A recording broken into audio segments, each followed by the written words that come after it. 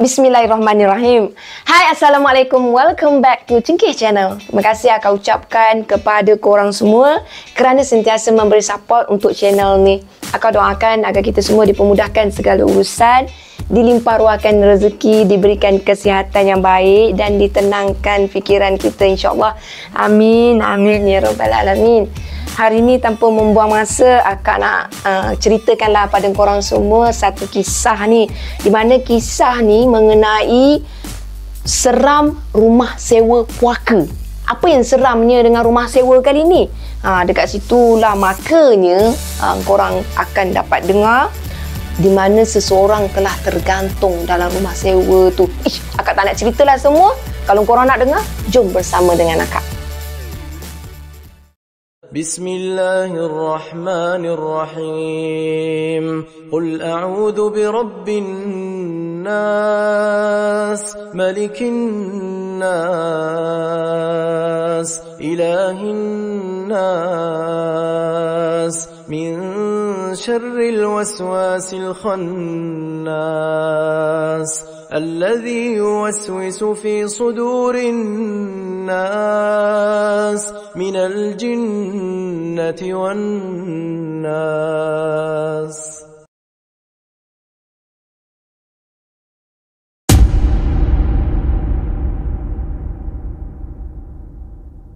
Kisah seram ni diceritakan sendiri oleh kawan seseorang yang akak gelarkan sebagai Helmi. Bukan nama sebenar tau. Helmi pula dia gelarkan kawan dia tu sebagai Hisham. Sama juga, bukan nama sebenar. Maknanya yang share kisah ni Helmi, dan yang mengalami kejadian tu bukan Helmi tapi Hisham. Okey, jom akak teruskan, tak payah pusing-pusing lah. Semuanya bermula sekitar pertengahan tahun 2012 korang, dekat kawasan perumahan di utara tanah air. Hisham ni masa tu dia masih lagi study dekat satu IPTA ni korang. Tapi kisah ni berlaku kat mana memang tak dijelaskan lah. Jadi akak teruskanlah dengan cerita ni. Masuk semester baru, Hisham ni dia terpaksa menyewa dekat luar sebab rekod dia dekat IPTA tu tak berapa cantik. Sebabnya dia kena saman masa semester sebelumnya tu. Itulah, dah kena saman sebab tak bawa kad matrik ke kuliah. Apalah nasib badan, duit PT, PTN habis untuk sewa rumah je lah nanti. Sebelum nak start semester baru, Hisham dengan Haziq kawan dia ni dah cari siap-siap dah rumah sewa. Yelah, kalau tak cari awal-awal, nak tidur mana pula nanti kan bila dah start kuliah. Cari punya cari, akhirnya mereka ni terjumpa satu iklan di Mudah. Rumah teres 2 tingkat berdekatan tempat pelajar. Memang dekat sangat, memang cantik, cun sangat lah. Hanya RM300 sebulan je sewa dia. Tu pun sewa dia korang termasuk elektrik, termasuk air, campur deposit sebulan baru RM600. Deposit kan awal-awal je. Lepas tu bulanan seterusnya okey, RM300, cun sangat lah tu, dah okey dah. Murah gila kot. Sangat-sangat murah. Mereka fikirkan macam tu lah.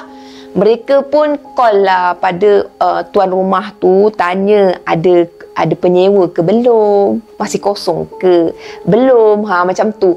Owner cakap stay kosong, kalau nak datang tengok bolehlah datang. Lepas tu Hisham dengan kawan-kawan dia 5 orang campur dengan Haziq jadi 6 orang. Okeylah, sangat tu lah kalau mereka nak sama-sama tontong untuk sewa rumah RM300. Tak ke berbaloi sangat-sangat korang? Memang berbaloi sangat-sangat. Okey sangat lah tu kan? Dah lah murah. Rumah pula 2 tingkat. Mana nak dapat zaman sekarang ni rumah 2 tingkat harga macam tu? Maklumlah sekarang ni semua benda mahal. Yang murah pun janji tak ditepati ketika raih undi. Just saying, sorry korang Ni bukan cerita politik, okey? So Hisham dengan Haziq ni dia set lah time bila masa dia boleh pergi tengok rumah tu. Disebabkan Hisham dengan Haziq ni memang orang utara, jadinya mereka tak kisah sangat bab-bab nak cari rumah sewa, memandangkan kawan-kawan mereka yang lain tinggal di selatan. Lepas tengok rumah dan mereka puas hati dengan keadaan rumah tu, mereka pun dah tak fikir panjang, terus je bayar deposit. Lengkap kot rumah tu. Ada dapur, ada mesin basuh, peti ais, aircon, setiap bilik. Memang perfect lah, pendek kata. Rugilah kalau mereka ni tak sewa kan. Rumah macam tu punya baik, murah macam tu. Memang rugilah kalau tak sewa. Rumah teres 2 tingkat yang terletak di hujung sebelah kanan taman perumahan tu sememangnya agak besar dan mempunyai taman yang luas. Parking kereta pun muat untuk 3 biji kereta sekali masuk. Boleh bayangkan tak? Tengok parking pun memang besar kurang. Punya landscape yang menarik. Dan kalau dilihat dari luar, rumah tu memang cantik. Cantik sangat. Jauh sekali lah kalau nak difikirkan yang rumah macam ni ada penunggunya sendiri kan. Memang tak ada penunggu lah sebab rumah tu macam terjaga sangat, tak logik lah. Kalau rumah yang berpenunggu ni, ini fikiran mereka lah. Rumah yang berpenunggu ni biasa nampak macam seram-seram, rasa macam rumah tu memang tak secantik ni lah. Tapi yang tenang, jangan disangka tiada buaya korang. 3 hari sebelum semester bermula, mereka pun angkutlah barang-barang masuk rumah sewa tu. Semuanya berjalan seperti yang dirancangkan. Member Haziq tak jadi nak duduk dekat rumah tu sekali. Tapi dia cakap lah, deposit dia halalkan. Dia halalkan je, tak apalah. Dia tak adalah minta balik semula. So, mereka tinggal balance-nya berlima. Sebab tadi kan kawan Haziq masuk sepatutnya 1 lagi kan. Jadi berenam, tapi dah tinggal berlima dah. 2 orang akan stay dekat master bedroom. Lagi 3 orang akan stay dalam 1 bilik. Macam tu lah. Seminggu mereka duduk tanpa ada apa-apa gangguan. Seminggu tu jugalah mereka rasa selesa sangat-sangat. Ada aircon kan, memang selesa lah. Lepas tu semua kelengkapan memang dah ada. Tak payah nak susah-susah lah, nak peningkan kepala beli. Sampailah weekend first week lepas semester baru start. Semua orang balik ke kampung halaman. Hisham ni, dia je yang malas nak balik sebab tak ada siapa pun dekat rumah dia. Kalau dia balik pun macam, alah aku seorang je. Kalau aku balik pun, buat apa? Mak dengan ayah dia pergi ke rumah kakak dia kat KL. So, lebih baik Hisham ni lepak je lah kat rumah sewa dia, main game ke, layan apa yang patut ke, itu lebih baik kot.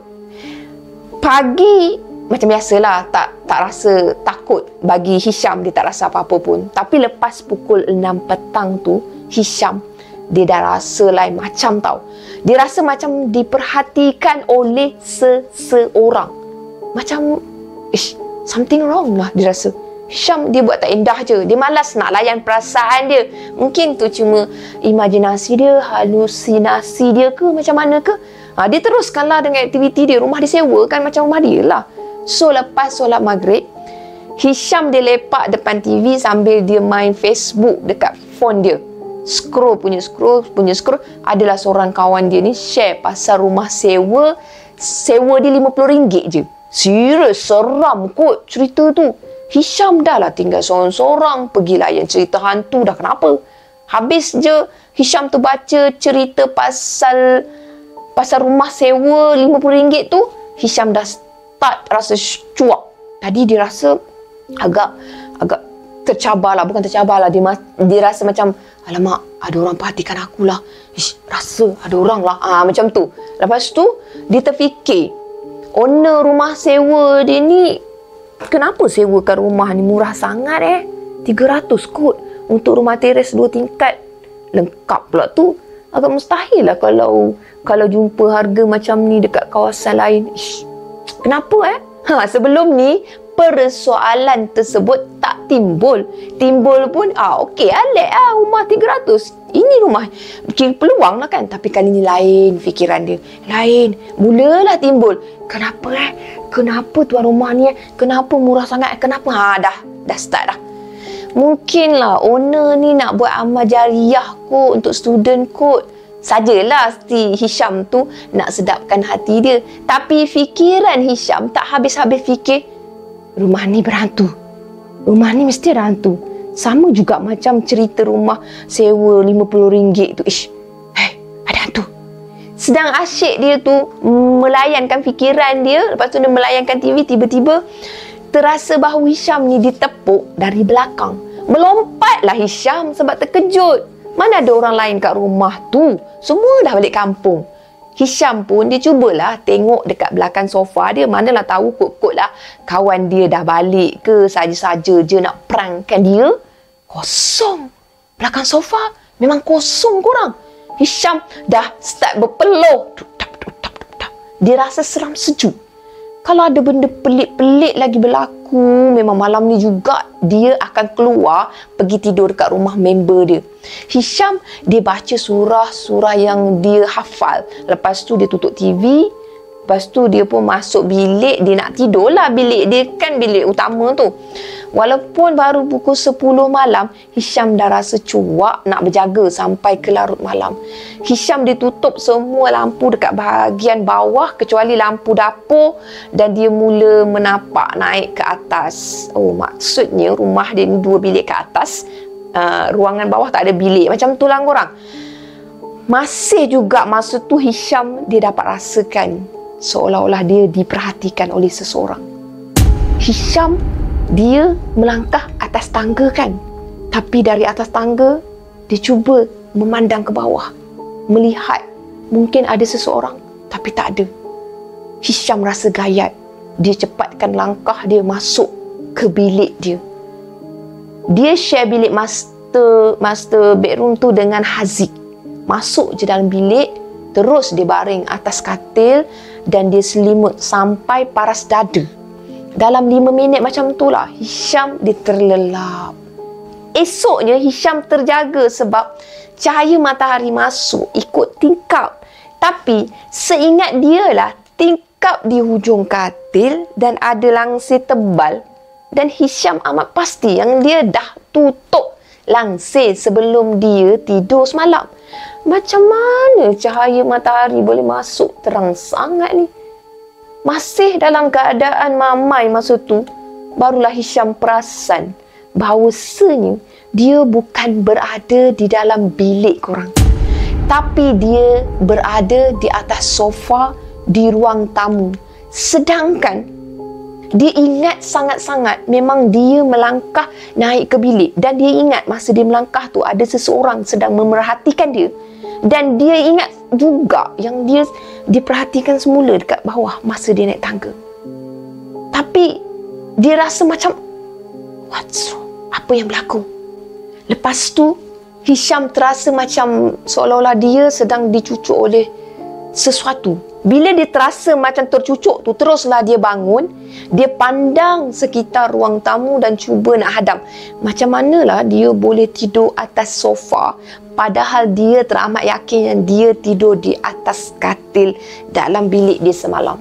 Siapa pula yang ubah tempat tidur aku ni? Hisham dia kuatkan semangat. Dia pergi mandi dan terus dia keluar. Dia pergi jumpa dengan member dia. Confirm malam ni Hisham akan tidur dekat rumah member dia. Hisham pun, dia pun, yelah, confirm lah dia tidur rumah member dia. Lepas tu Hisham dia ceritakanlah pada kawan-kawan serumah sewa dia tu apa yang dah berlaku bila mereka ni kawan-kawan housemate dia tu balik semula ke rumah sewa. Diorang tu semua gelakkan Hisham. Kata mereka mungkin Hisham ni mimpi yang dia ni naik tidur dalam bilik, padahal dia tidur atas sofa. Dia macam mengigau lah. Mungkin ya, mungkin tak. 3 hari selepas tu, Syamil dengan Hamzah. Syamil dengan Hamzah ni antara penyewa kat situ lah, bagi tahu yang diorang nak pindah rumah. Hisham, Haziq dengan Iman terkejut. Lah, kenapa tiba-tiba nak pindah rumah? Diorang cakap yang member diorang ni ajak tinggal sekali sebab kebetulan mereka ni satu jurusan kan. Senang nak buat assignment lah katanya. So mereka pun nak kata apa lagi, dah itu kehendak diorang kan. Mereka kena lepaskan juga, alasan diorang tu munasabah. Jadi tak boleh nak paksa orang. So mereka pun pergilah keluar dari rumah tu, pergi menyewa dengan kawan mereka yang lain tu. Jadinya tinggallah 3 orang je dekat rumah yang besar tu. Weekend kali ni Haziq dia tak balik kampung. So Sabtu malam Hisham dengan Haziq dia lepak depan TV masa tu, dia layan movie. Dalam pukul 1 macam tu lah mereka ada terdengar tau macam bunyi orang tengah masak dekat dapur. 1 pagi lah, maksudnya korang jangan tanya pula 1 tengah hari, 1 pagi. Hisham dia buat tak tahu je lah, mungkin lah Iman yang tengah lapar kot, tengah masak Maggi. Itu apa yang diorang fikirkan. Tangga masa tu akak bagi gambaran, tangga berada agak jauh dari ruang tamu dan sofa yang mereka duduk tu membelakangkan tangga. Boleh bayangkan tak? Maksud tangga yang jauh, sofa tu pula membelakangkan pada tangga tu. Jadi sesiapa atau apa yang turun dari tangga memang mereka takkan nampak lah. Jelasnya macam tu lah. Tiba-tiba telefon Haziq berdering tau korang. Tanpa Haziq tu tengok pada skrin phone, terus dia jawab. Muka Haziq pucat lesi. Macam baru nampak hantu orang. Hisham pun dia tanyalah, siapa call? Siapa call malam-malam buta ni? Iman, dia call dia cakap malam ni dia tidur rumah kawan dia. Besok petang baru dia balik sini. Hang biak betul. Habis siapa yang duk masak dekat dapur tu? Hang jangan main-main dengan aku. Aku ingat Iman duk masak. Weh, jomlah kita pergi tengok siapa duk masak. Hang biak betul nak pergi tengok. Dah pukul 1 kot. Aku dah start rasa nak terkencing ni. Hang jangan buat lok-lak weh. Ish, hang ni, jomlah pergi tengok. Manalah tahu ada kucing ke apa ke. Jomlah, hang jalanlah dulu. Tapi biar betul ya, kucing nak masuk Maggi agak-agak lah weh. Tak pernah sabar kot. Haziq dekat depan dan Hisham berada kat belakang. Dengan perlahan mereka berjalan ke dapur. Sampai je dekat dapur, mereka terus on switch lampu. Tak ada siapa pun dekat dapur tu. Pelik kan? Pelik bin ajaib. Mana datangnya bunyi orang masak tadi? Terdengar macam orang berlari dari tingkat atas. Dan masa tu jugalah dia ada dengar lah berlari-lari dekat tingkat atas tu. Tapak kaki tu berlari tu memang jelas sangat. Dan juga mereka ada dengar bunyi benda besar jatuh. Pam! Shh! Meremang weh. Hisham dia tengok Haziq. Haziq tengok Hisham. Hisham tengok Haziq. Mereka pun berjalan ke arah tangga untuk tengok siapa pula lah dekat atas. Manalah tahu mungkin perompak ke, takkan kucing kot macam tu. Tingkat atas tu gelap sebab memang mereka tak on lampu pun lepas maghrib tadi. Memang tak sempat nak on lampu kan. Tapi mereka nampak ada cahaya dari bilik Amza. Sebelum ni, Amza salah seorang member dia yang dah pindah tu. Dari bilik tu, ada cahaya weh. Ada cahaya korang. Setahu Hisham lah, bilik tu kosong dan berkunci lepas Hamzah keluar. Mereka nampak bayang-bayang tu melalui bawah pintu tau. Dia mintai jugalah. Memang ada bayang-bayang orang dalam bilik tu. Mereka dah get ready dah nak cabut dah. Bukannya mereka nak berhadapan tau dengan orang tu. Mungkin juga perompak ke, membahayakan ke. Tapi mereka ni dia lebih peransaka dia tu pada perkara yang menakutkan tau. Kalau perompak okey lagi. Macam mana kalau bukan orang? Haziq diseluk saku dia, lepas tu keluar kunci, segugus kunci. Dia masukkan kunci pada tombol dan daun pintu dia tolak perlahan-lahan. Tiba-tiba terasa angin menyapa kuat dekat muka mereka berdua ni. Ada bau yang sangat tak menyenangkan tau menerpa masuk ke dalam rumah. Baunya macam bau bangkai. Sebaik je daun pintu tu ditolak habis, mereka ternampak satu susuk tubuh seseorang tergantung di kipas berpusing-pusing. Wah, akak silap. Bukan rumah, bukan pintu masuk rumah tadi, pintu bilik korang. Dia nampak tahu dalam bilik tu tahu ada tubuh seseorang tergantung. Siapa pula yang gantung diri dekat rumah ni?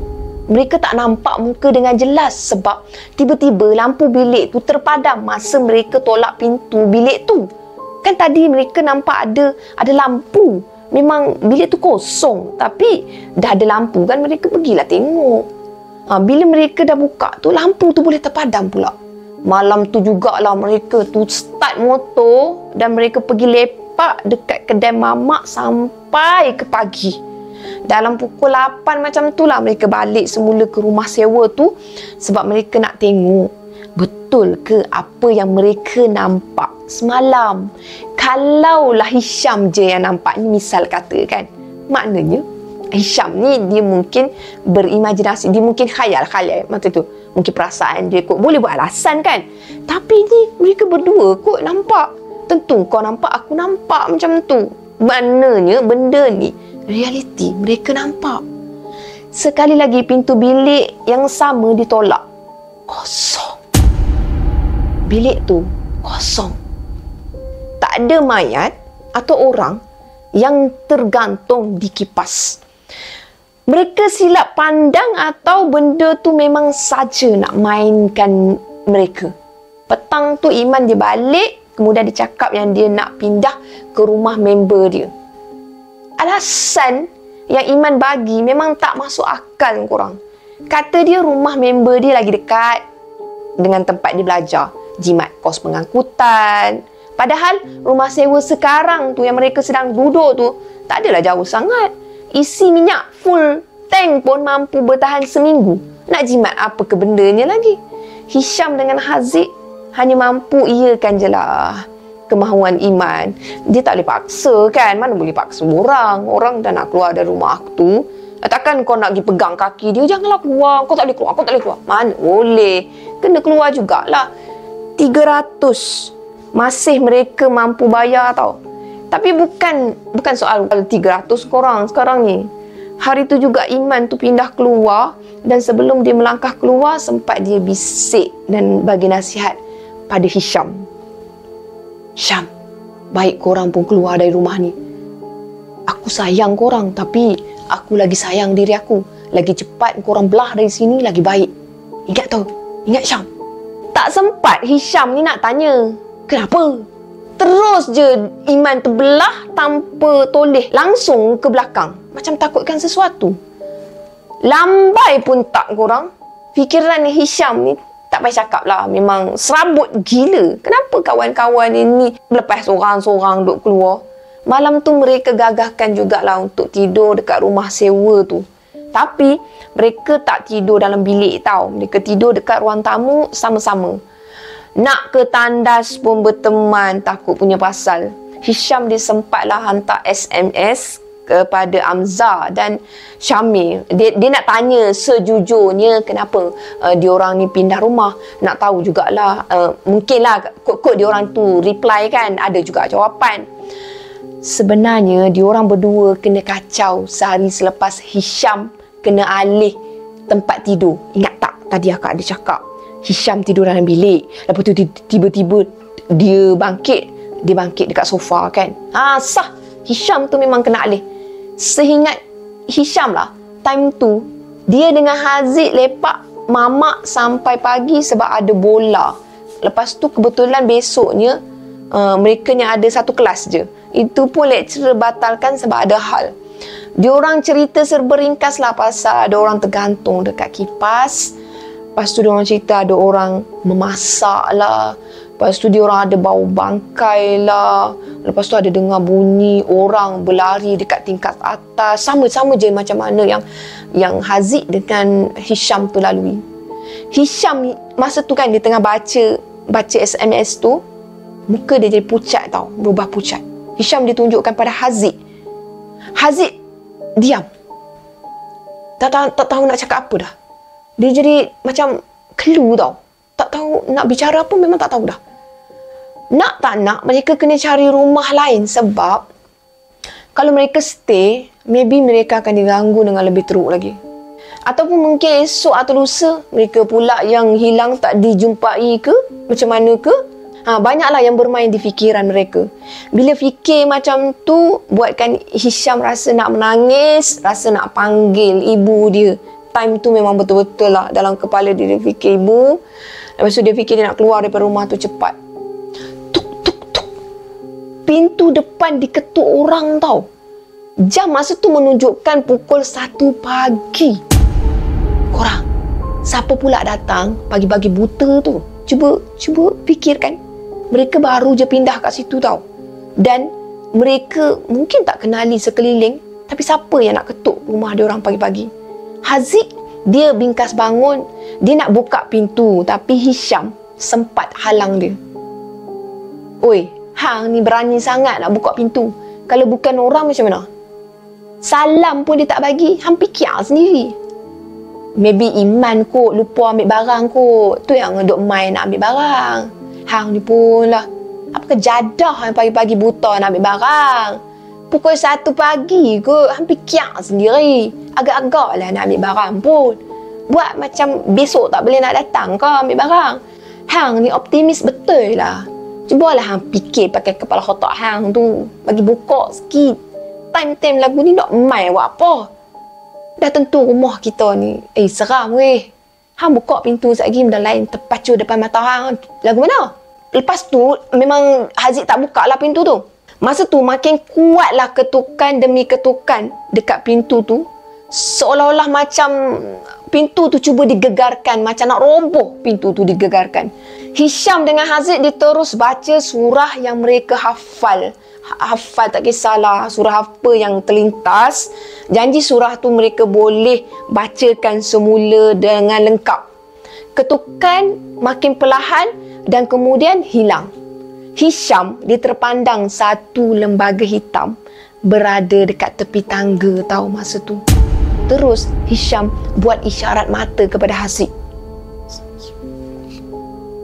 Hisham suruh Haziq tu tengok ke arah tangga. Kepala Haziq dipusingkan sedikit ke arah yang ditunjukkan oleh Hisham. Haziq dapat tengok dengan jelas tau. Terus berubah. Muka Haziq tu jadi pucat. Kalau dia tengok sekali lagi, confirm kali ni muka dia tak berdarah. Memang pucat gila-gila lah. Hisham dia ajak Haziq keluar dari rumah, tapi pintu depan tiba-tiba tak boleh nak buka. Hisham sedaya upaya juga nak buka pintu tu, tapi memang tak boleh buka lah korang. Padahal Hisham dah buka kuncinya tadi. Haziq pula dia cuba nasib dengan harapan mereka mampu keluar secepat mungkin dari rumah tu. Tapi malang sama sekali. Sedikit pun tak bergerak daun pintu tersebut. Haziq dia bagi cadangan untuk mereka laungkan azan. Laung kuat-kuat azan tu. Jangan laung macam ala kadar. Jangan ikut sepenuh hati. Tak cakap banyak, Hisham pun dilaungkanlah azan. Dalam mereka tu tengah laungkan azan, tangan mereka sempat menolak pintu sambil-sambil lah. Lepas tu pintu tu terbuka. Dalam hati tu memang Hisham dah ucap, Alhamdulillah, syukurnya. Lega sangatlah, tak terhingga sebab nampak macam ada harapan lah untuk mereka tu keluar dari rumah puaka tu. Dengan sedaya upaya mereka bergabung tenaga tolak pintu tu kuat-kuat. Akhirnya terbuka juga pintu tu. Cepat-cepat mereka berlari keluar dan pintu tersebut tiba-tiba tertutup sendiri dengan kuat. Memang tertutup seolah-olah ditutup oleh seseorang dengan sangat marah. Bam! Kalaulah tangan Hisham tu tersepit ke time pintu tu dihempas, memang putuslah tangan Hisham. Itu apa yang Hisham fikirlah sebab memang kuat korang.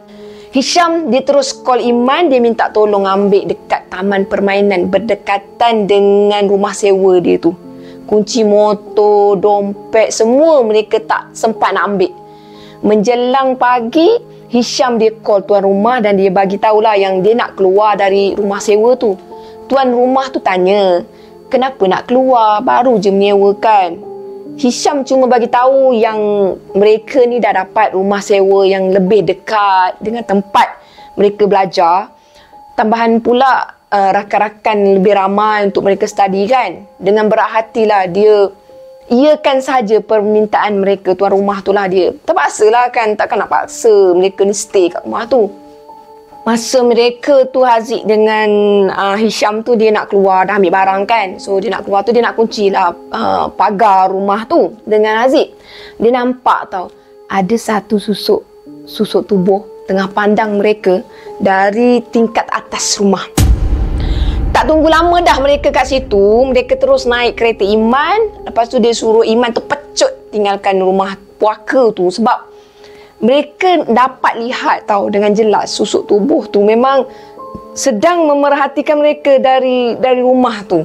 Jadi apa yang mereka boleh rasakan masa tu, ya Allah, memang rasa seram lah. Dah lah mereka tu nampak ada mayat tergantung kan, tiba-tiba pula ada susuk tubuh macam tu. Banyak benda lah yang bermain dalam fikiran mereka sehingga menderaukan darah mereka, rasa meremang. Lepas tu mereka selidik jugalah, tak adalah mereka tu abaikan apa yang berlaku tu. Mesti ada kesinambungan daripada perkara tersebut. Takkanlah perkara macam tu berlaku tiba-tiba kan. So selidik barulah mereka tu tahu bahawasanya rumah tu pernah ada kes gantung diri. Owner first rumah tu gantung diri dekat bilik yang Amzah duduk tu lah. Lepas seminggu barulah orang jumpa mayat dia tu. Itu pun anak dia baru balik dari outstation.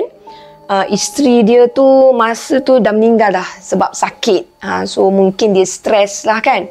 Sebab apa dia gantung diri tu memang mereka tak sure lah.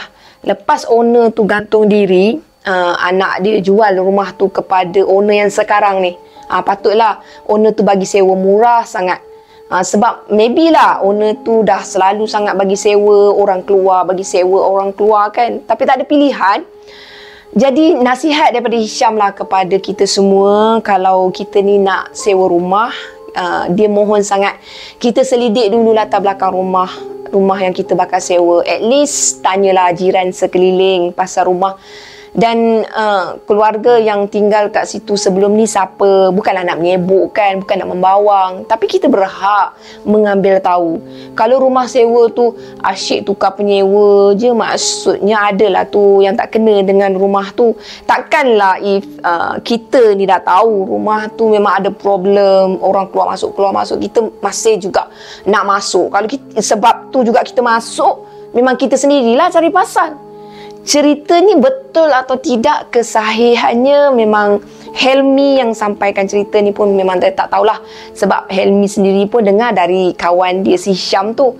Kalau Hisham tu bohong dia, makna Helmi pun memang tertipu lah korang. Akhir kata Helmi dia minta agar kita semua berhati-hatilah kalau cari rumah sewa.